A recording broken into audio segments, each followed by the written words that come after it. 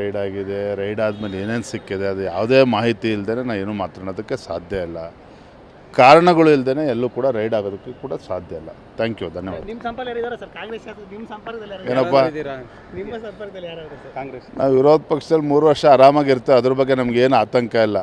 ಮುಂದೆ 2028ರಲ್ಲಿ ನಮ್ಮ ಸ್ವಂತ ಬಲದ ಮೇಲೆ ರಾಜ್ಯದಲ್ಲಿ ಅಧಿಕಾರಕ್ಕೆ ಬರುತ್ತೆ ಹೊರತು ಇವ್ರ ಜೊತೆ ಸೇರ್ಕೊಂಡು ಗುದ್ದಾಡ್ತಕ್ಕಂಥ ಅವಶ್ಯಕತೆ ನಮಗಿಲ್ಲ. ನವೆಂಬರ್ ಕ್ರಾಂತಿ ಆಗುತ್ತೆ ಅಂದಿದ್ರು ಸರ್, ಆ ನವೆಂಬರ್ ಕ್ರಾಂತಿಗೆ ಇದು ಒಂದು ಪುಷ್ಟಿ ಕೊಡೋದು ಅಂತ ಸರ್.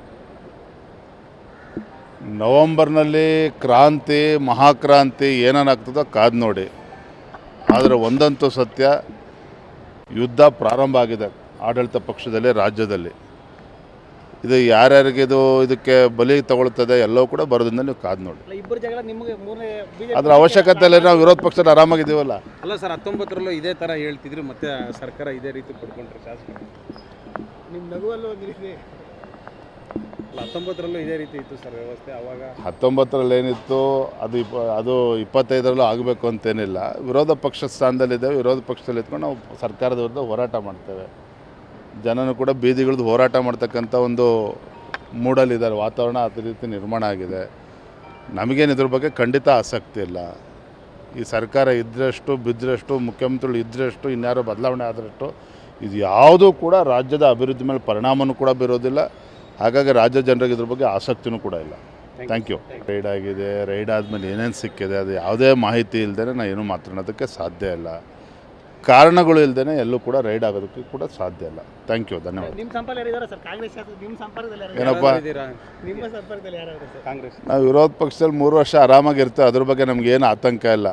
ಮುಂದೆ 2028ರಲ್ಲಿ ನಮ್ಮ ಸ್ವಂತ ಬಲದ ಮೇಲೆ ರಾಜ್ಯದಲ್ಲಿ ಅಧಿಕಾರಕ್ಕೆ ಬರುತ್ತೆ ಹೊರತು ಇವ್ರ ಜೊತೆ ಸೇರ್ಕೊಂಡು ಗುದ್ದಾಡ್ತಕ್ಕಂಥ ಅವಶ್ಯಕತೆ ನಮಗಿಲ್ಲ. ನವೆಂಬರ್ ಕ್ರಾಂತಿ ಆಗುತ್ತೆ ಅಂದಿದ್ರು ಸರ್, ಆ ನವೆಂಬರ್ ಕ್ರಾಂತಿಗೆ ಇದು ಒಂದು ಪುಷ್ಟಿ ಕೊಡೋದು ಅಂತ ಸರ್.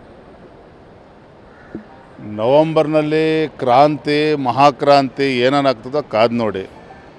ಆದರೆ ಒಂದಂತೂ ಸತ್ಯ, ಯುದ್ಧ ಪ್ರಾರಂಭ ಆಗಿದೆ ಆಡಳಿತ ಪಕ್ಷದಲ್ಲಿ, ರಾಜ್ಯದಲ್ಲಿ. ಇದು ಯಾರ್ಯಾರಿಗೆ ಇದಕ್ಕೆ ಬಲಿ ತಗೊಳ್ತದೆ ಎಲ್ಲವೂ ಕೂಡ ಬರೋದ್ರಿಂದ ನೀವು ಕಾದು ನೋಡಿ. ಇಬ್ಬರು ಜಗಳ ನಿಮಗೆ ಮೂರನೇ ಅದ್ರ ಅವಶ್ಯಕತೆ ನಾವು ವಿರೋಧ ಪಕ್ಷದಲ್ಲಿ ಆರಾಮಾಗಿದ್ದೀವಲ್ಲ. ಅಲ್ಲ ಸರ್, 19ರಲ್ಲೂ ಇದೇ ಥರ ಹೇಳ್ತಿದ್ರು, ಮತ್ತೆ ಸರ್ಕಾರ ಇದೇ ರೀತಿ ಪಡ್ಕೊಂಡ್ರೆ ಶಾಸಕರು.